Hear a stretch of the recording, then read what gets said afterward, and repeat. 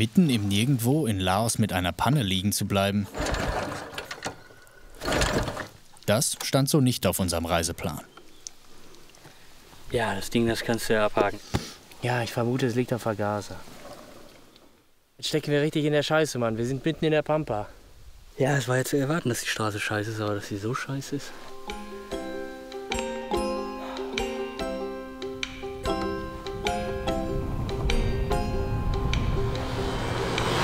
Mein Bruder Patrick und ich, Dennis, sind zusammen auf einer Motorradreise durch Vietnam, Kambodscha und Laos. 3 Länder, durch die sich der riesige Mekong-Fluss seinen Weg bahnt. Unser Weg führt uns durch schwimmende Dörfer. Wir erfahren von der dramatischen Geschichte der Region und treffen auf Menschen, die an diesem riesigen Fluss leben. Immer mit dabei unsere Kamera. Das hätte ich jetzt ehrlich gesagt nicht erwartet, dass wir heute Morgen losgegangen sind.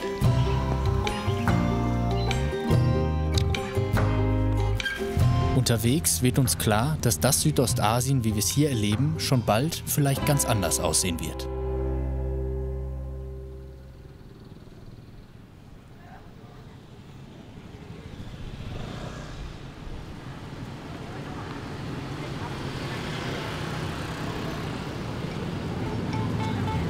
Unsere Reise startet in der Millionenmetropole Ho Chi Minh Stadt im Süden Vietnams.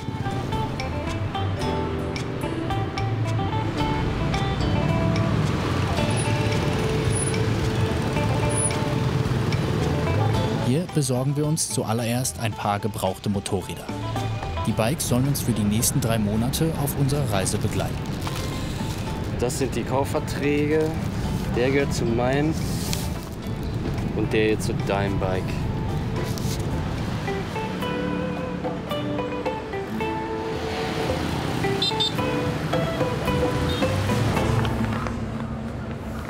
Vor uns liegen 5000 Kilometer Highways, Landstraßen und Schotterpisten. Also der Plan ist hier von Ho Chi Minh Stadt ungefähr dem Mekong zu folgen. Also erst ins Mekong-Delta, dann zur kambodschanischen Grenze. Und uns von da aus dann einmal komplett durch Kambodscha zu schlängeln bis zur Grenze nach Laos. In Laos fahren wir dann weiter den Mekong hoch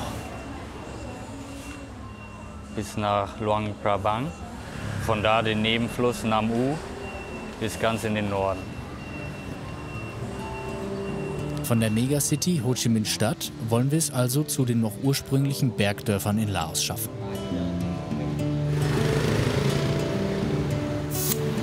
Für diese Tour müssen nicht nur unsere Motorräder gut gerüstet sein. What should we keep in mind to avoid getting into traffic accidents?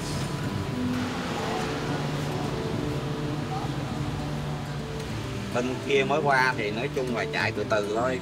Chứ bây giờ đó tại vì tai nạn giao thông á, là nhiều khi á, mình đi á, mình á, cho dù mình kỹ cách mấy giờ mấy người chạy lẹ chạy ẩu á, nó cũng đụng như mình à. Nên mình thấy mới qua thấy nó chạy chứ chạy chừng tuần lễ nửa tháng nó quen rồi, nó chạy bình thường thôi.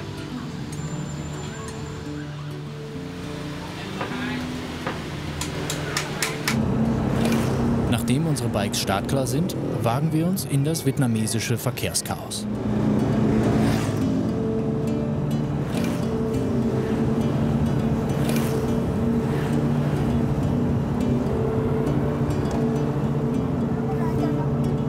Doch ein bisschen stressig, aber man kann sich, glaube ich, daran gewöhnen.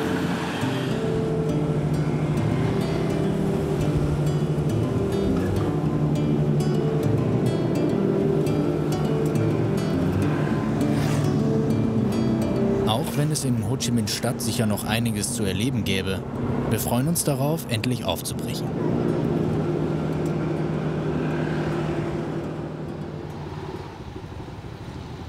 Am nächsten Morgen machen wir uns endlich auf in Richtung Mekong-Delta. Mitnehmen können wir nur das, was aufs Motorrad passt.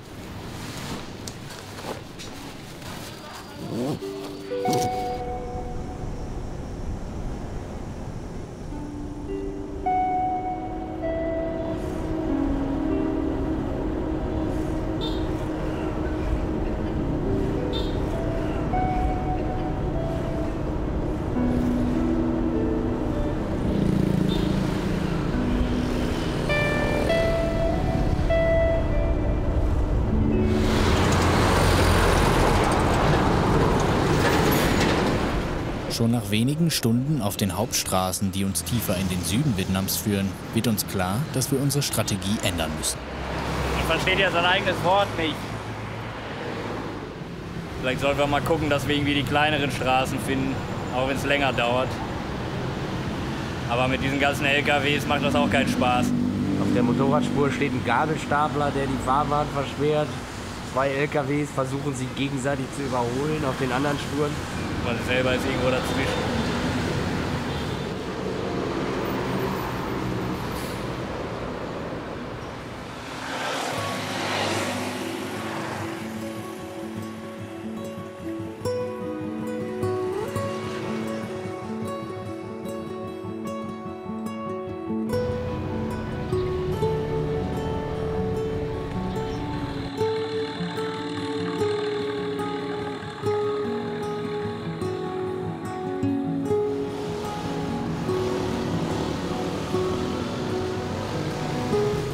Hier im Mekong-Delta wollen wir uns die schwimmenden Märkte anschauen, für die die Gegend bekannt ist.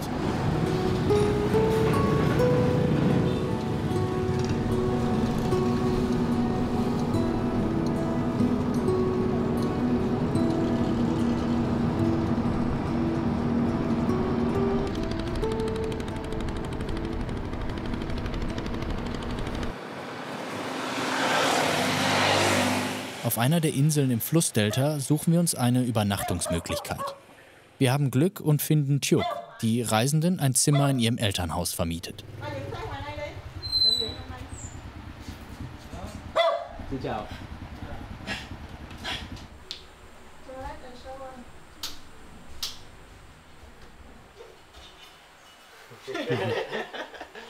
Long Swing, we have floating market. I think floating market in Long Swing is the best.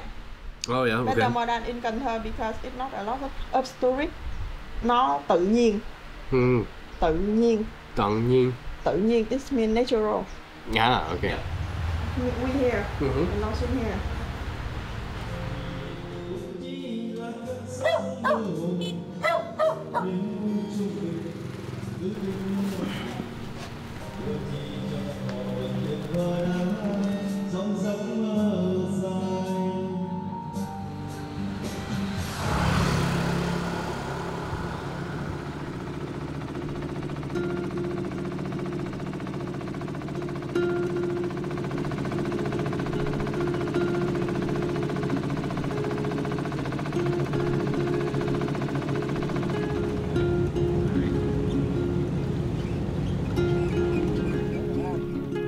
Am nächsten Morgen fahren wir mit Thiuk zum schwimmenden Markt.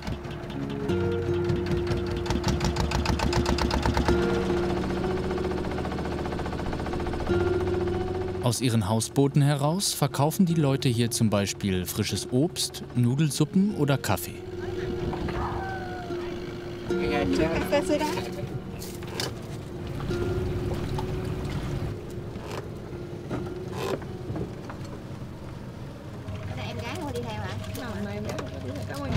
Mit der einen Hand den Kaffee halten und mit der anderen Hand die Fotos machen. Cái này là giá ăn nha, để giá bình thường. Hủ tiếu đi con ơi, ghé ăn hủ tiếu đi. Hủ tiếu bò viên nè, bánh canh giò heo, ghé ăn hủ tiếu đi. Cái này các bạn nè.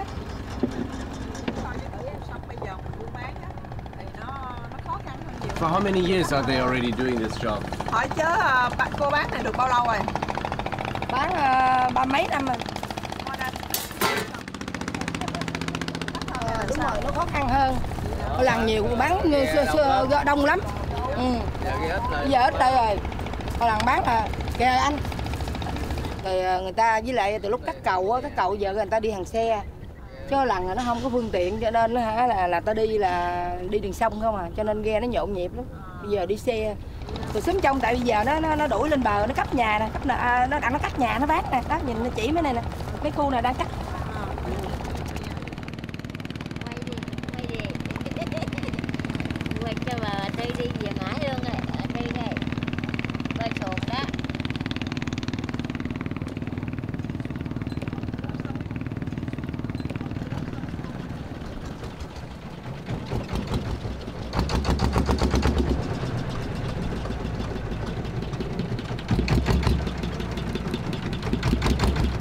Viele der Menschen arbeiten nicht nur auf dem Wasser, sondern sie leben hier auch. Meist auf engstem Raum.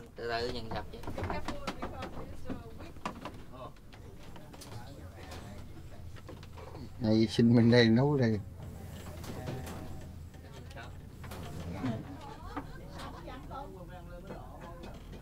How many people are living here in this house? Trong nhà này thì con cái cũng đông lắm. 5-6 đứa con là, nhưng mà nó đi làm mà lần này đầu kia. Con ruột không là tới 6-7 người dâu gửi. Rồi nếu mà gọi họp là cháu nữa vô cũng cỡ 50-60 á. Với đó, đồng cỡ 50-60 cũng nội. Dạy cái đó xuống đây ngủ. Đâu có phòng mà đâu. Con cá với làm hồ đồ trên này nè. Làm hồ đồ với làm mướn. Because in Germany we don't have this, that people are living still on the river. It's very interesting for us, very beautiful lifestyle. But I think also difficult lifestyle. Yeah? Chứ nó đây nó đâu có cho đậu đây đâu. Nó đưa mình đi về đâu khu dân cư nào đâu thì mình cũng chưa có biết được. Nhưng mà sông nước này nó chắc nó cũng di dời nó đuổi hết. Mình nói nương dựa ở chứ đậu đây ở đây không hay là trên bờ không? Mà chưa biết đâu trời ơi, nói vậy á. Mà nói chung là nếu cuộc sống trên bờ dưới sông thì phải nó thích trên bờ nhiều hơn dưới sông rồi. Thì trên bờ nó cái cơ sở nó có đầy đủ, còn dưới này thì mình cuộc sống nó bấp bênh.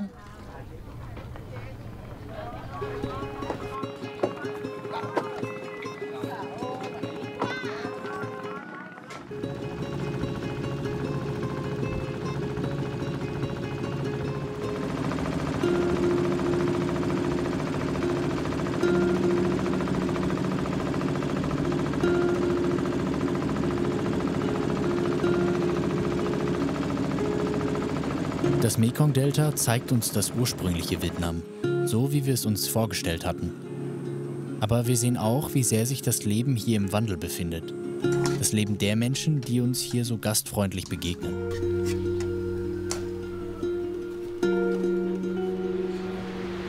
Mangoes, cucumber.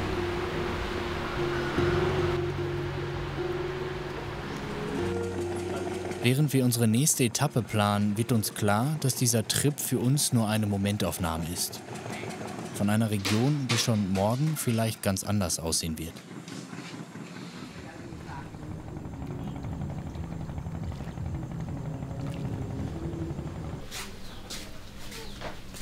Okay. So Patrick and I will be standing left and right to you. So you stand in the middle, like this, yeah?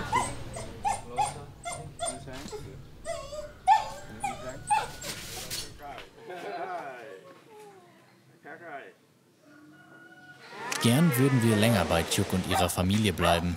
Aber wenn wir es noch durch Kambodscha und bis ganz in den Norden von Laos schaffen wollen, haben wir noch ein paar tausend Kilometer vor uns.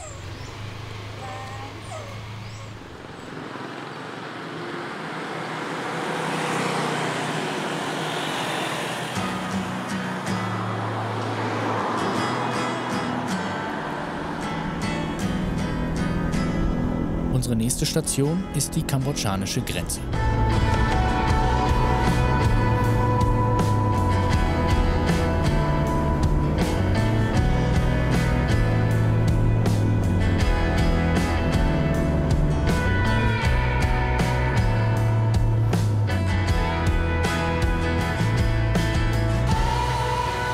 Doch dann am Grenzübergang das erste Problem.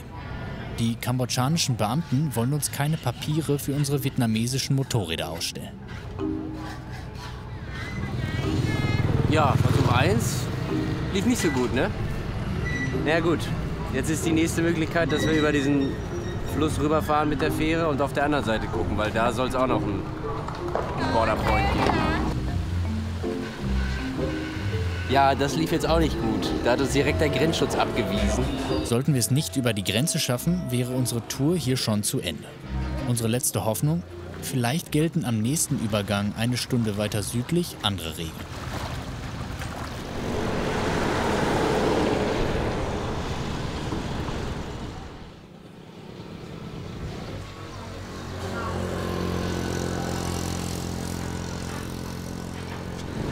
Jawohl. geschafft. Kambodscha-Visum im Pass. Beide Bikes mit dabei. Kein Problem gehabt. Hat sich auf jeden Fall gelohnt, zu dem anderen Grenzübergang zu fahren.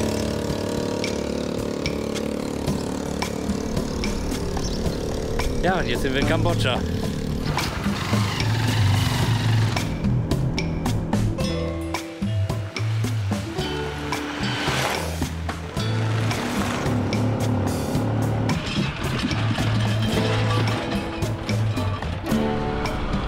Abseits der großen Straßen machen wir uns auf den Weg nach Phnom Penh, Kambodschas Hauptstadt.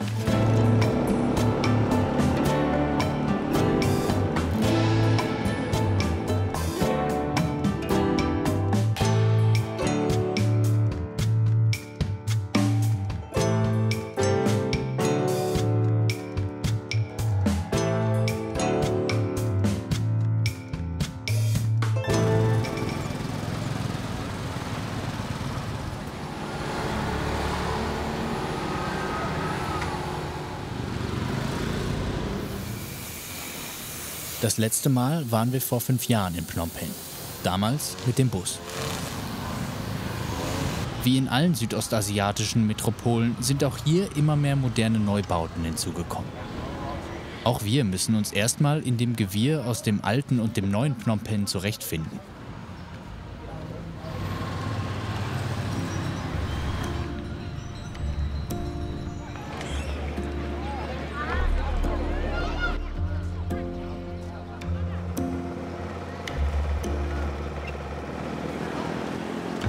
Das erste Mal, dass ich sowas esse.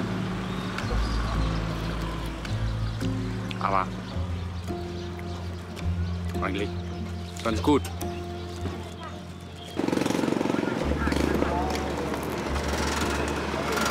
Fragt sich jetzt so ein bisschen, wohin mit den Beinen von dem Vieh, aber man kann sich dran gewöhnen.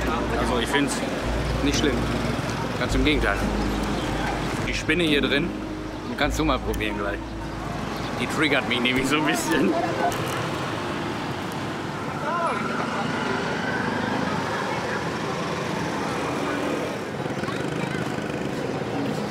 eigentlich ziemlich gut.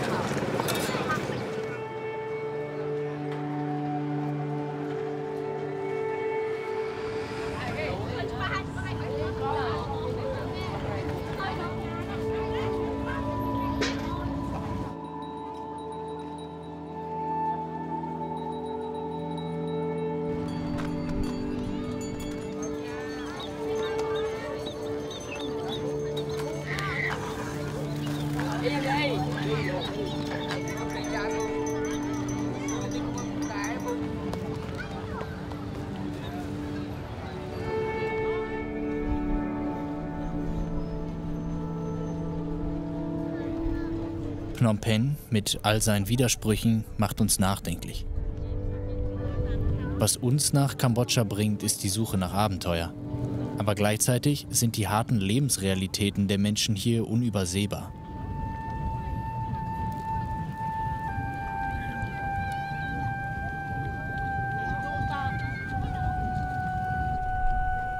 Dazu gehört auch die grausame Vergangenheit des Landes. Besonders unter der Herrschaft der Roten Khmer.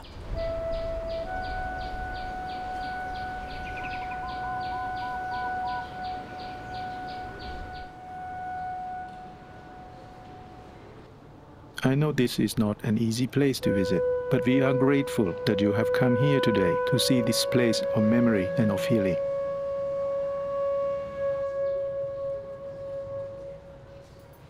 Under Pol Pot, as many as 3 million Cambodians died out of 8 million.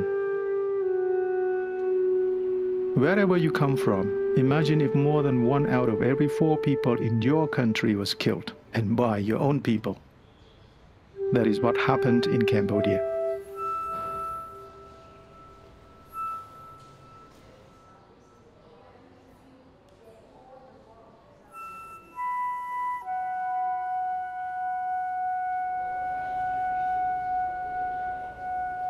Die Bilder vor allen Dingen, die brennen sich auf jeden Fall ins Gedächtnis ein.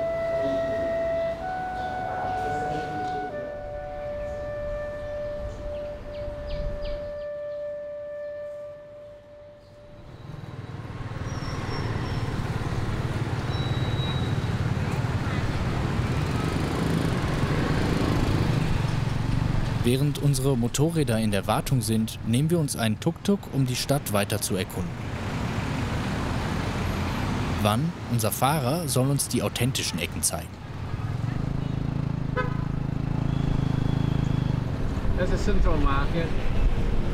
That's Central Market, okay. Yeah.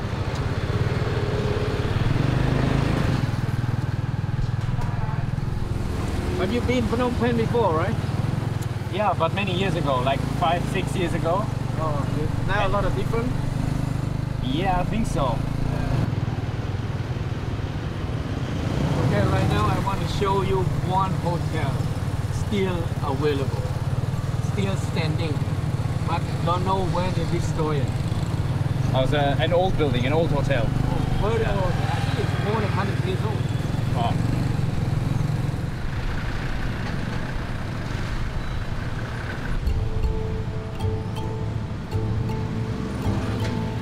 Heute ist das Hotel nur noch ein halb verfallener Wohnblock. So on this crossroads, we can see how the face of the city is changing.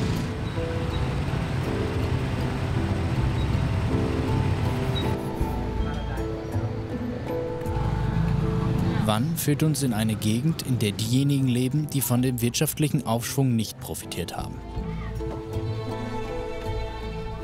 Many years ago, I have been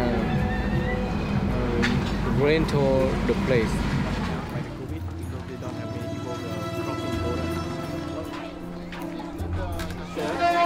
And she like it. She says it's very tasty.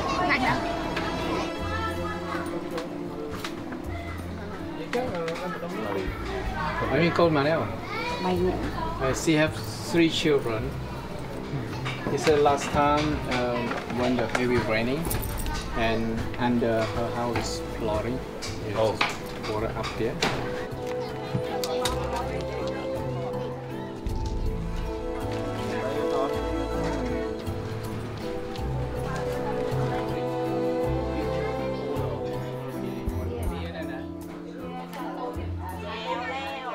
In her opinion, How has the city changed in those 30 years?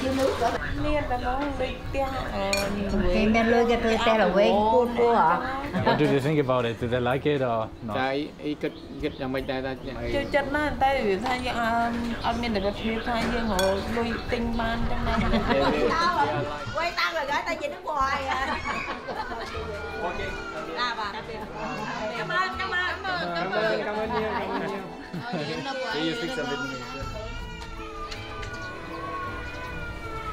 Nicht nur Armut, sondern auch die Vergangenheit Kambodschas lastet immer noch auf vielen Bewohnern Phnom Penhs.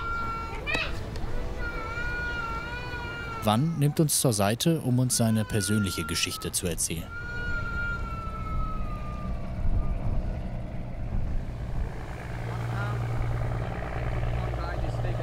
Especially during the Khmer Rouge time, in a very bad regime, a million people have been killed from this regime, you know. That time I also lost 5 uncles, the young brother of my mom, 5 auntie-in-law, and 11 cousins have been killed by the Khmer Rouge. Before the Khmer Rouge come, they live in Phnom Penh. Because my uncle and my auntie, they have a good education. That's why the Khmer Rouge, when they move to the countryside, you try to ask them, what are you doing? And they look your hand. If your hand smooth, your skin is like white skin, that means you from the rich people. You get out from the people who have education, so they don't want to keep it. You just kill them there. When they go to the new village, they never come back. I mean, you know my family alive because we are a family. My parents no education. That's why make us survive until now. Yeah.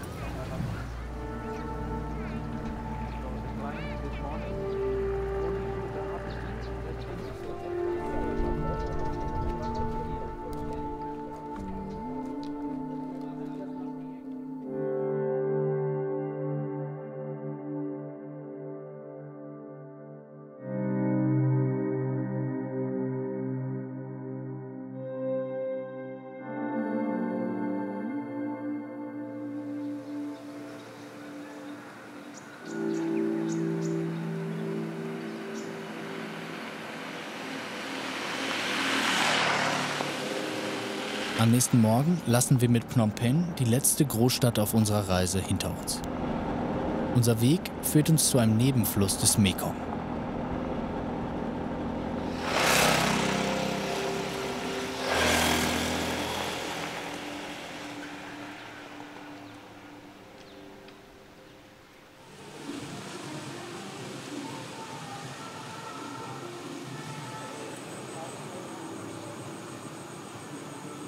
Jedes Jahr in der Regenzeit füllt das Wasser aus dem Mekong über den Nebenfluss den größten Süßwassersee Südostasiens auf, den Tonle Sap. Wie in Vietnam sollen dort Menschen in schwimmenden Dörfern leben. Das ist wahrscheinlich jetzt auch das letzte Mal für die nächsten Tage, dass wir in einem richtigen Bett schlafen oder eine richtige Dusche haben. Ich weiß nicht genau, wie es da aussieht, aber darf man jetzt nicht erwarten, dass das besonders luxuriöse Umstände sind. Es ist halt so, wie die Leute da leben. Aber das wollen wir ja sehen.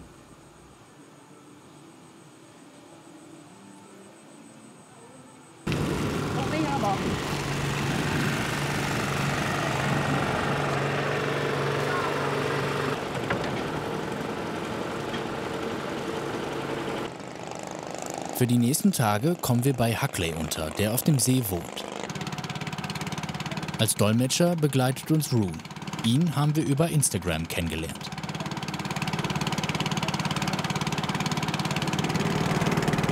Mein Gott, manche Boote sind doch ganz schön schnell.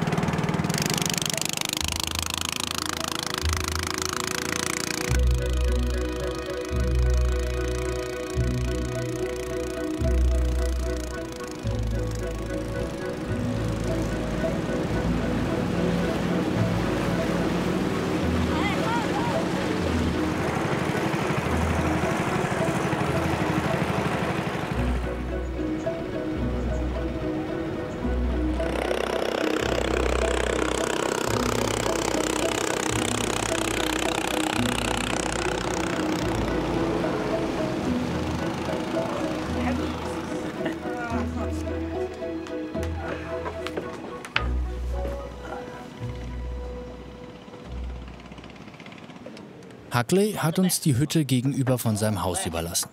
Hier können wir es uns gemütlich machen. Trotzdem gewöhnungsbedürftig, sich für jeden noch so kleinen Schritt im Dorf erstmal ins Boot setzen zu müssen.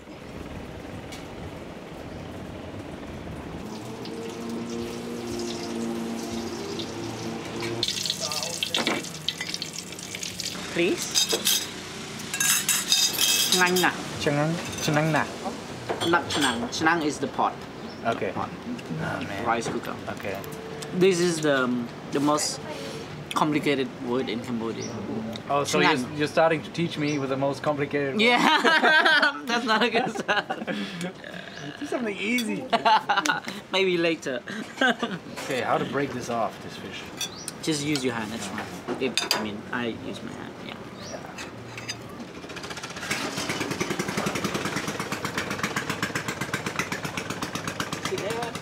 So, ចឹងដល់ពេលមកបរៀនហ្នឹងក៏ចាប់ផ្ដើមថាបង្កើតគ្រួសារហើយនៅនេះបណ្ដោយ ជួបបុប្ផាមួយទង Okay. So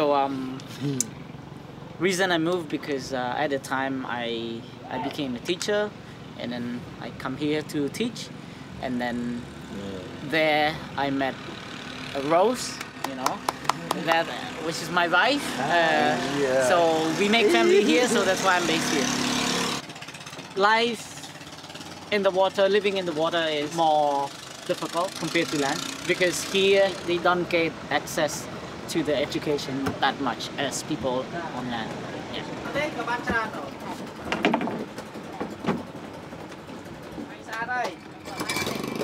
Oh, beautiful, yeah. Very good. Nice. You want to drive us around? Yeah, let's go. Where you want to go?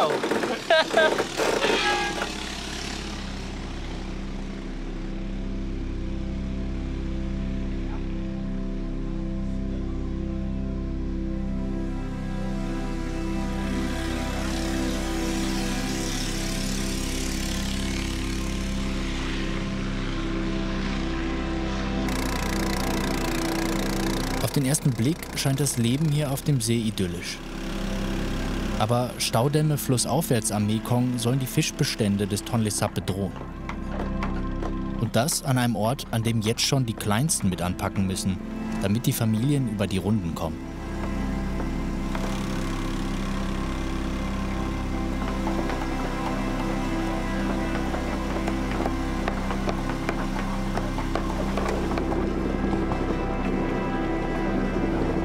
Wie so oft in Kambodscha liegt das Leben hier irgendwo zwischen Schönheit und Beschwernis.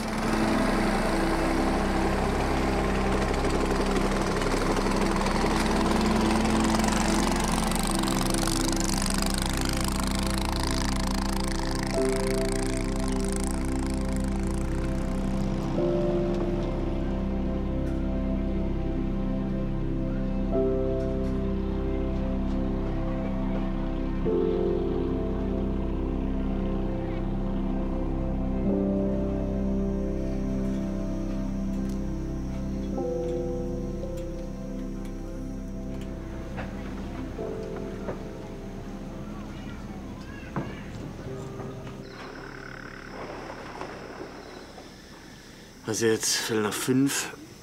Jetzt holt uns gleich der Fischer ab, ne?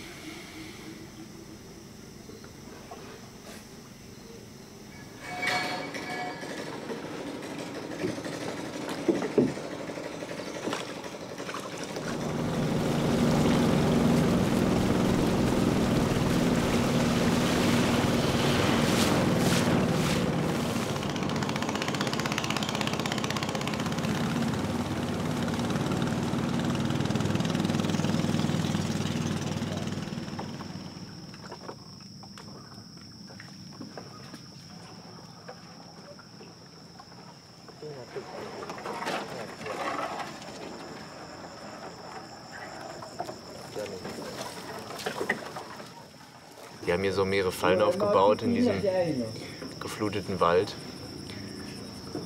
Dann müssen die wahrscheinlich immer nur jeden Morgen hier hinfahren und den Fisch da rausholen.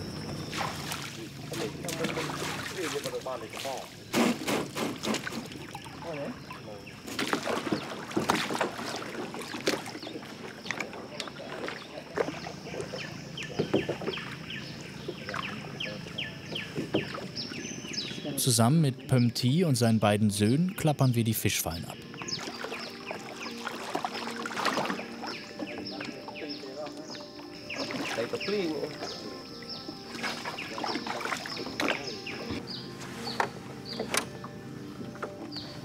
Okay, so now what's the best way to get off this?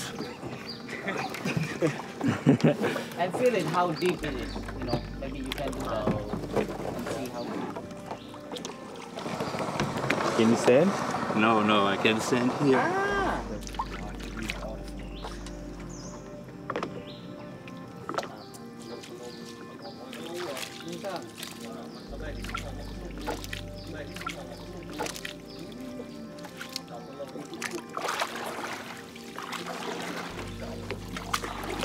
Mà tray của đấy ai ban mà ăn tủ này. Ăn được thay sang. Thay gì là bạn mà ba mà lũ với ba hoặc mà mờn. Đá bố. So 2 liters of fuel we use and it costs $2, which is 8,000 real already. នេះជាតពិបាកទៅមួយឆ្នាំតែតថយទៅពុំមែនថយរឿងថយទេថយអ្នកគេរយច្រើន ពិតជាអរគុណលោកពូហើយនឹងបងដែរដែលអនុញ្ញាតឲ្យយើងមកតាមអញ្ចឹងណាព្រោះខ្ញុំគិតថាយើងក៏ចង់មកមើលជាក់ស្ដែងផ្ទាល់ដែរ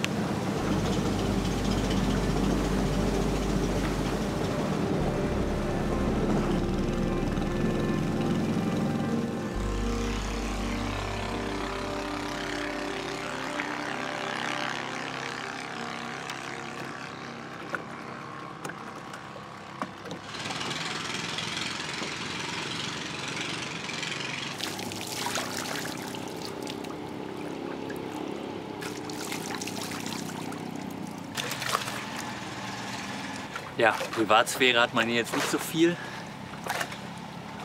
Wir können die Schulkinder beim Duschen zugucken. Das ist hier für alle so. man das auch so machen.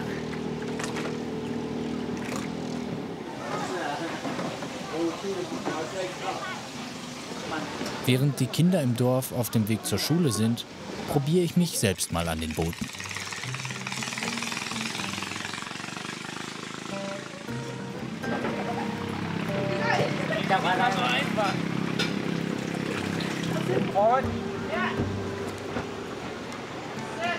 Okay.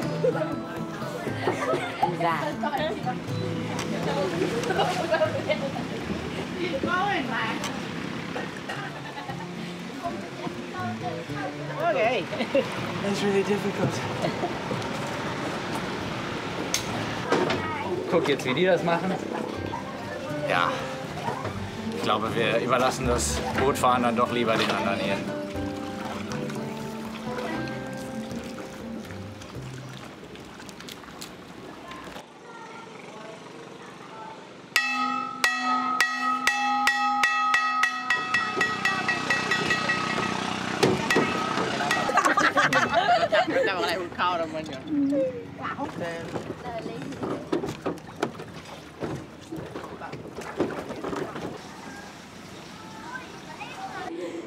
Vì sao trong sư mến vì sao đó đấy ra vì sao mà im quá sư con ngày dụng mà quát 31 nhóm 29 quát 29 đã nhóm sẽ 7 So who of them wants to become a teacher later on?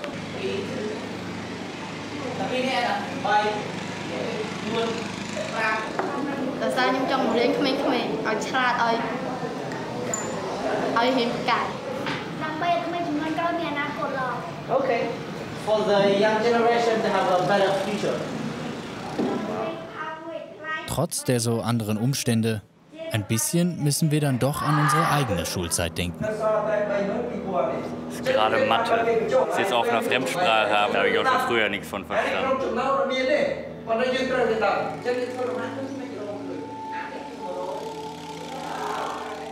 Huckley und seinen Schülern zuzuschauen, erinnert uns daran, dass auch das Reisen eine Art Schule sein kann.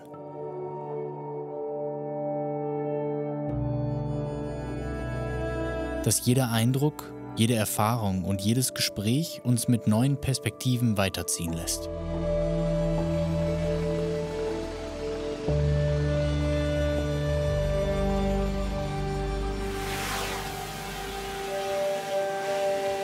An diesem letzten Abend auf dem Tonle Sap-See fragen wir uns, wie wohl die Jugend hier in die Zukunft blickt. Und was aus Huckley und seinen Schülern wird, bis wir das nächste Mal wiederkommen.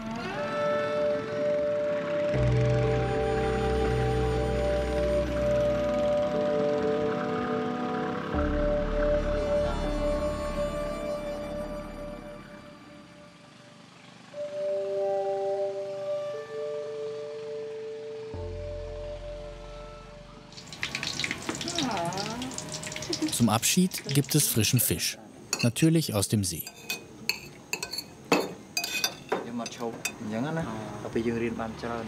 For him, what's the best part about being a teacher?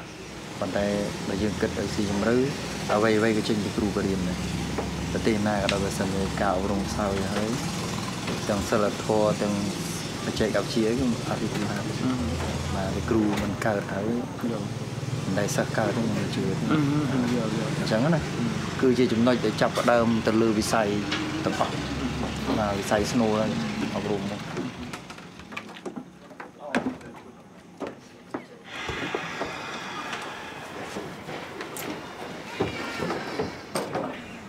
Yes. I like how they're so sweet.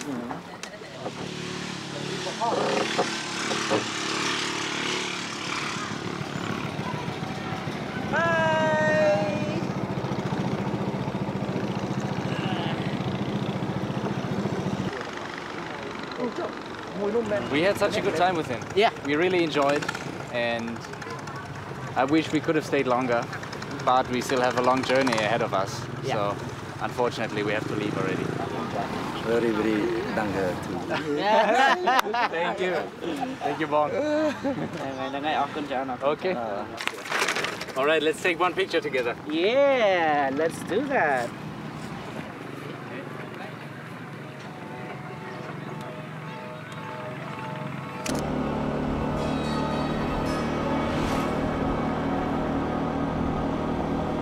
Weg vom riesigen Tonle Sap-See wollen wir uns nun auf den Weg in immer spärlicher besiedelte Gegenden machen.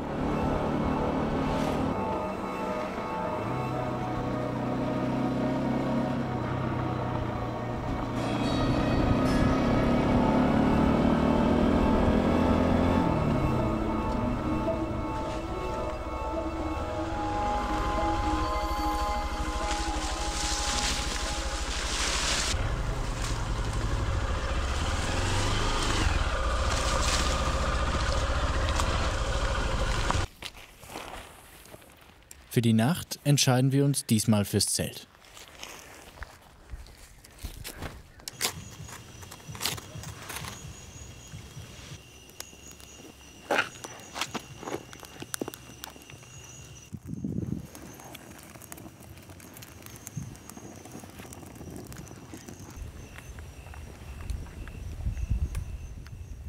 Wir sind jetzt hier in diesem Wald. Und jetzt müssen wir uns überlegen, wie wir fahren, damit wir wieder zum Mekong kommen. Der Mekong ist hier. Und danach geht es dann hier über die Grenze auch direkt. Und dann bahnen wir uns den Weg komplett durch Laos, von hier bis ganz in den Norden.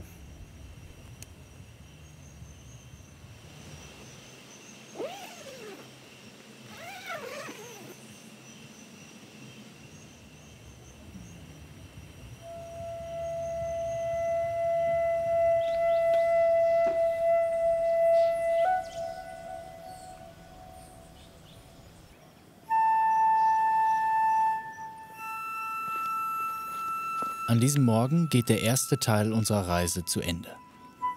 Hier in Kambodscha und in Vietnam haben wir gesehen, dass das Südostasien, für das wir aufgebrochen sind, schon längst im Wandel steckt.